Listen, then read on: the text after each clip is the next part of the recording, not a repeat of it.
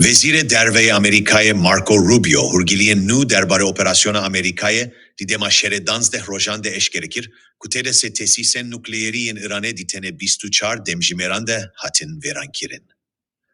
Rubio di hevpey vinekede ku şeva seşeme dema Washington'e hateveşandin ci Fox News regot İran'e tesisen nukleeri hebun ume demek direj dizani bu ev çivate edidin.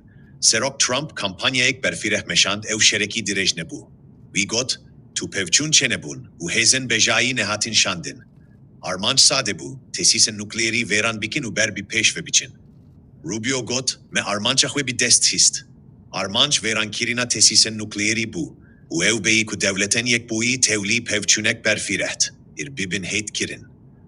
Rubio parastina erişen Hawaii'in Amerika'ya yenliser tesisen nukleeri yen İranekir. Vi erişen Hawaii'in ku jihela Donald Trump ve hatine ferman kirin ve ki operasyone kurguli binavkir. Ev şereki direjne bu. Ev operasyonek bu ku tene bistuçar demjimeran domkir. Baduji aksa Amerika'ya firin u rastaras çun hedefe uçardeh muşekan çardeh bombeli çihen rastavetin. Komek bombeyin kur. Piştre ev bitene ve geriyan baregehen swe. Ev hemu bu Rubio got. Arişen Hawaii'in Amerika'ya liser tesisen nukleeriyen İran'e dişere danzdeh rojan de dimeha hezirane de pek hatin. Vic hareketin tekeskir ku armanca erişan veran kirina tesisen nukleeriyen İran'e bugot, medik swest em veji holev kevimi, em derketin u kargediya.